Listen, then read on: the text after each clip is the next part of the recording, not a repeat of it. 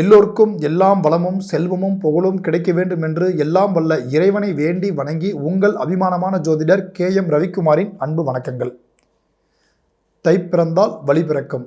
தை மாதத்தினுடைய விருச்சிக ராசி பலனை பற்றி காண்கிருக்கின்றோம். முதல் முறையாக இந்த சேனலை பார்க்கக்கூடியவங்க சப்ஸ்கிரைப் பண்ணி பெல் பட்டன் அழுத்தி ஆல் ஆப்ஷன் கொடுத்துக்கங்க. விருச்சிக ராசி விஷாகம் 4ஆம் பாதம், அனுசம், கேட்டை இந்த நட்சத்திரங்களில் பிறந்தவர்களுக்கு அமையக்கூடியதான் விருச்சிக ராசி.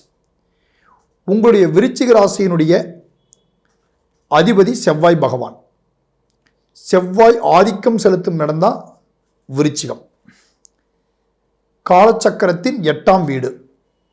விருச்சிக ராசியினுடைய பலன் பார்க்கும்போது குணாதிசேகன்னு பார்த்துட்டோம்னா ஒரு சுறுசுறுப்பான ஒரு தோற்றம் உள்ளவங்க, கடுமையான வார்த்தைகள், மனதில் பட்டது யதார்த்தம், எந்த ஒரு விஷயத்தையுமே போல்டாக பேசக்கூடிய ஒரு சக்தி, பேச்சாற்றல் மிக்கவங்க, தான் பேசக்கூடிய வார்த்தைகளில் பார்க்கும்போது ஒரு புதுமையான ஐடியாக்கள், புதுமையான ஒரு கருத்துக்களை பரிமாறக்கூடியவங்க, ரகசிய தன்மையை காப்பாற்றக்கூடியவர்கள், அடுத்தவர்களுடைய வார்த்தையாக இருந்தாலும் கூட டக்குன்னு வெளிப்படுத்தக்கூடாதுன்னு எண்ணம் உள்ளவங்க, இப்படிப்பட்டவங்க தான் இந்த விருச்சிக ராசிக்காரர்கள்.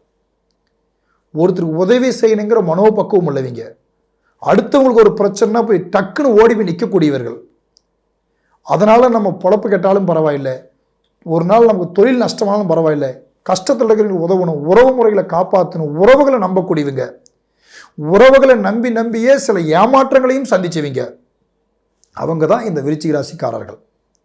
ஏன்னா யார் ஒரு கஷ்டம்னாலும் அதுக்காக முன்னாடி ஓடி போய் நிற்கக்கூடியவர்கள் தான் இந்த விருச்சிக ராசிக்காரர்கள். அதனால் பலவிதமான உங்கள் ஃபேமிலியில் கூட உங்களுக்கு சரியான மதிப்பு இருக்காது போயிடும். அடுத்தவங்க பிரச்சனைக்காக ஏன் இப்படி போயிட்டுருக்கிறீங்கன்னு சொல்லி கூட சில கேள்விகள் உங்களுக்குள்ளே வந்துடலாம். இப்படியெல்லாம் சந்தித்தவர்கள் தான் இந்த விருச்சிக ராசிக்காரர்கள். விருச்சிக ராசி பொறுத்தளவுக்குமே இப்போ உங்களுக்கு இந்த தை மாதத்தினுடைய பலன் எப்படி இருக்குதுன்னா, 3ஆம் இடத்தில் உங்கள் ராசிநாதனாகிய செவ்வாய் பகவான் உங்கள் ராசிக்கு பார்க்கும்போது இன்னைக்கு 10ஆம் அதிபதியான சூரிய பகவான், 2 கிரகங்களும் புதன் சுக்கிரனுடன் சேர்ந்து 3ஆம் இடத்துல அமைந்திருக்காரு. மகர ராசியில் உத்திராட நட்சத்திரத்தில் சனி பகவானுடைய சாரத்தில் சூரிய பகவானும், திருவோணாதிபதி நட்சத்திரத்தில் பார்க்கும்போது செவ்வாய் பகவானும் அமைந்திருக்கிறார்கள். அப்போ சூரிய மங்கள யோகம், புதன் மங்கள யோகம், இப்படிப்பட்ட யோகத்தோட 3ஆம் இடத்துல அமைந்திருக்கார்கள். 3ஆம் இடத்துல சகோதர ஸ்தானகம், தகரிய ஸ்தானகம் என்று சொல்லக்கூடிய 3ஆம் இடத்துல அமைஞ்சு உட்காந்துருக்காங்க. அப்போ ஏற்கனவே உங்கள் ஜாதகத்தை பொறுத்தளவுக்கு உங்கள் ராசிப்படி சகோதரத்துக்குள்ள சில மனக்கசப்புகள், சில பேர் பூர்வீகத்தை விட்டு வெளியில் வர்றது, சொந்த இடத்தை விட்டு வெளியில் தங்கியிருக்கிறது, தொழிலுக்காக கொஞ்ச நாள் வெளியில் இருந்து பார்க்கலாம் அப்படிங்கிற எண்ணம் உள்ளவங்களுக்கு இப்படியெல்லாம் இப்போ உங்களுக்கு கடந்த காலகட்டத்தில் நடந்துகிட்டு தான் இருக்கும்.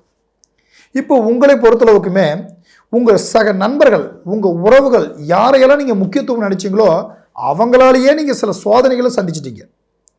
இந்த சோதனையான ஒரு நேரம், அதாவது இப்போ உங்களை பொறுத்தளவுக்கும் இந்த செவ்வாயினுடையமான ஆதிக்கம் 3ஆம் இடத்துல காரக ஸ்தானகத்தில் உட்கார்ந்துருப்பதனால சகோதரத்துக்குள்ள உறவு முறையில் ரொம்ப நிதானமாக நீங்கள் கடைபிடிக்கணும்.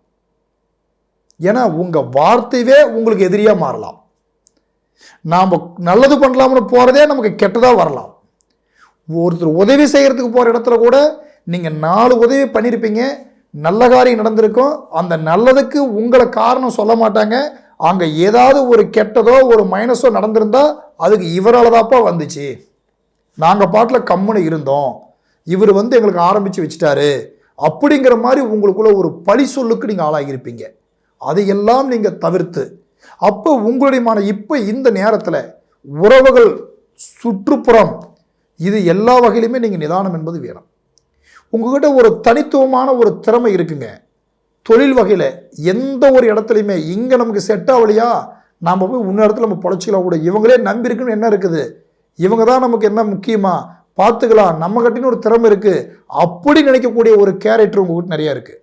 அந்த ஒரு கேரக்டருக்காக நீங்கள் போராடி நீங்கள் முயற்சிகள் எடுத்து இதனால் வரைக்கும் நீங்கள் சாதிக்கணுங்கிற ஒரு எண்ணத்தோட உங்களுடைய ஒரு திறமை கொண்டு தான் நீங்கள் வந்திருக்கிறீங்க. ஏன்னா யாருடைய ஒரு சப்போர்ட்டிவோ யாருடைய பலமோ உங்களுக்கு கடைசி வரைக்கும் நிற்கல. முதல்ல உங்கள் உறவே நிற்கல. இப்போ நீங்கள் இதெல்லாம் பண்ணிட்டு இருக்கக்கூடிய நேரம் உங்களுக்கு எப்படி இருக்குன்னு கேட்டோம்னா, நம்ம இது வரைக்கும் நம்ம போராடிக்கிட்டு இருக்கிறோம், இன்னும் போராடிக்கிட்டே இருப்போம்.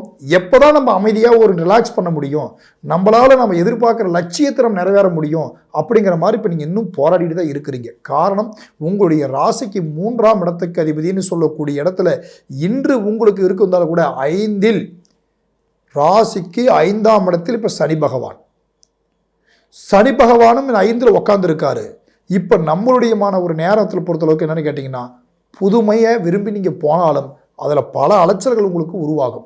ஆனால் அதையும் நீங்கள் பொறுமையாக நின்று சாதிக்கக்கூடிய வாய்ப்பை நீங்கள் தான் உருவாக்கக்கூடிய நேரம் இருக்குது. இப்போ உங்கள் முதலீடு கொண்டு போய் ஒருத்தர் கூட்டு பிஸ்னஸ் பண்ணுறதோ, அடுத்தவங்களை நம்பி கொடுக்குறதோ, இது எல்லாம் கண்டிப்பாக நிச்சயமாக நீங்கள் தவிர்த்திருக்கணும். அதே போல் வாகனங்களை புதுசாக இப்போ மாற்றி வாங்கலாம், வாகனங்களை புதுமையாக ஒன்று வாங்கிக்கலாம், அந்த எண்ணத்துக்கு நீங்கள் தவிர்க்கணும்.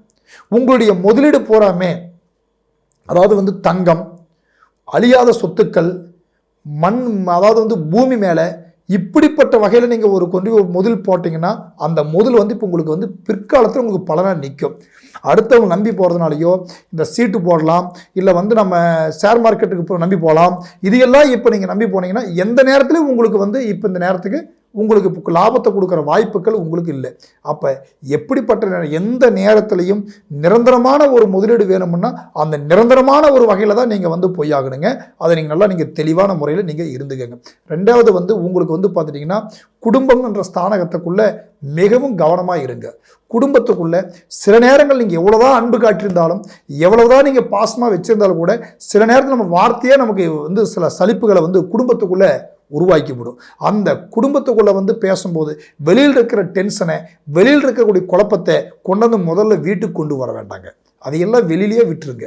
ஏன்னா வெளியில் இப்போ உங்களுக்கு எல்லாமே ஒரு சுற்றி உங்களை டென்ஷன் உருவாக்குவாங்க. நீங்கள் இல்லாதப்போ கூட உங்களை பற்றி இல்லாதையும் பொல்லாதையும் கருத்தெல்லாம் கூட சில பேர் உங்களுக்கு கூட வேலை செய்கிறவங்க, சக ஊழியர்களோ, இல்லை உங்கள் ஒர்க் பண்ணுறவங்களோ, இல்லை உங்ககிட்ட ஒர்க் பண்ணிட்டு போகிறவங்களோ, இவங்கெல்லாம் நம்மள ஒரு வார்த்தை சொல்கிற மாதிரி ஆகுதேங்கிற மாதிரி ஒரு மனக்குழப்பம் கூட இப்போ உங்களுக்கு வரக்கூடிய நேரம் இருக்குது. நீங்கள் அதையெல்லாம் விட்டுருங்க. உங்களுடைய முயற்சிகளாக இருக்கும். ரெண்டாவது, விருச்சிக ராசிக்காரர்கள் கடல் தாண்டி போயிட்டு வரக்கூடிய தொழில் பண்ணக்கூடிய அளவுக்கும், வெளிப்பயணங்களிலிருந்து தொழில் செய்யக்கூடிய ஒரு ஆர்வமும் உங்கள்கிட்ட நிறையா ஒரு முயற்சிகளும் நிறைய விதமான ஒரு திறமையும் உங்கள்கிட்ட இருக்குது. அதை நீங்கள் சில நேரத்தில் சரியாக பயன்படுத்த முடியாத அளவுக்கு இன்றைக்கி உங்களுடைய காலகட்டங்களை உங்களை நோக்கி போயிட்டுருக்கு. இப்போ உங்களுடைய ராசி பொறுத்தளவுக்கும் உங்களுடையமான, அதாவது துலாம் ராசிக்காரர்களுக்கு முக்கியமாக புத்திர பாக்கியங்கள், குழந்தை பாக்கியத்துக்காக எதிர்பார்த்துட்டு இருக்கிற அனைவருக்குமே இந்த தை மாதத்தில் உங்களுக்கு குழந்தைக்காக நம்ம எதிர்பார்த்துட்டு இருக்கோம், தடையாக இருக்குது அப்படின்னு நினைக்கிற அனைவருக்கு இந்த தை மாதத்திலேருந்து ஒரு நல்ல பலன் வரக்கூடிய வாய்ப்பு இருக்குது. வாரிசுகள் உருவாகக்கூடிய யோகம் இருக்குது. நீங்கள் உங்களுடைய குலதெய்வ வழிபாடை மிகவும் நீங்கள் அடிக்கடிக்கு நீங்கள் குலதெய்வத்தை வழிபாடு செய்யுங்கள்.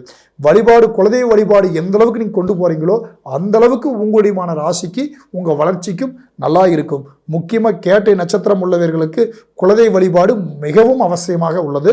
அதை நீங்கள் கண்டிப்பாக கடைபிடிச்சிக்கங்க. இங்கே எந்த ஒரு முடிவை எடுக்கிறதுக்கு முன்னாடி முதல்ல உங்கள் ஜாதகத்தை ஒரு முறை நீங்கள் தெளிவாக கணித்து பார்த்துக்கங்க. பார்த்துட்டு நீங்கள் ஒரு முடிவெடுங்க.